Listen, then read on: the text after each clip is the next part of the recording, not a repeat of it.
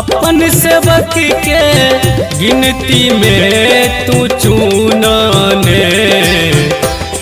नाने आँख मुनाने ना हो बाबा अपन सेवक के गिनती में तू चुनाने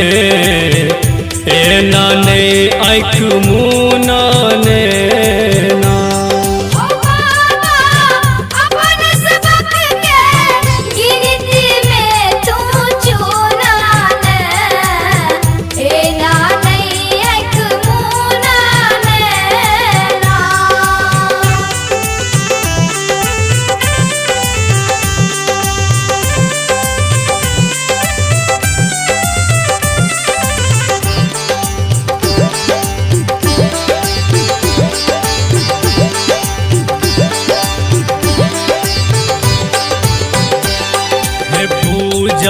करबै भोरे भोर तोहर छोड़बै नहीं पछोर पूजा करबै भोरे भोर तोहर छोड़बै नहीं पछोर हो तोहर छोड़बै नहीं पछोर हो बाबा अपन स्नेहक धागा से हमरो बुनाने नाने आँख मुनाने ना हो बाबा अपन सबक के गिनती में तू चुनाने नाने आँख मुनाने ना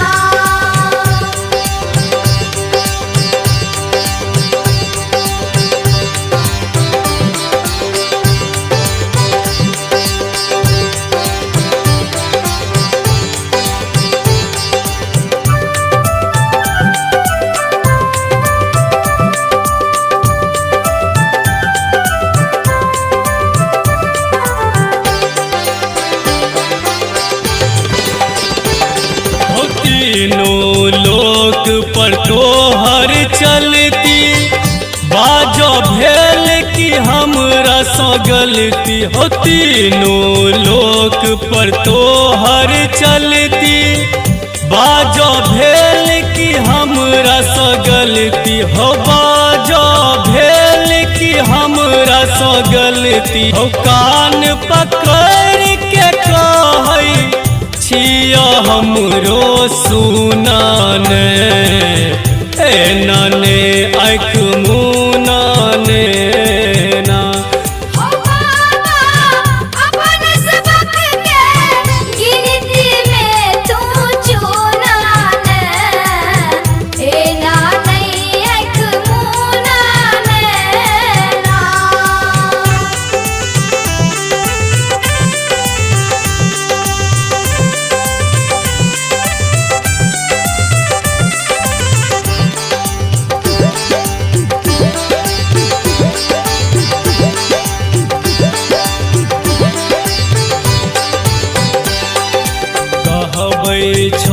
कैलाशक राजा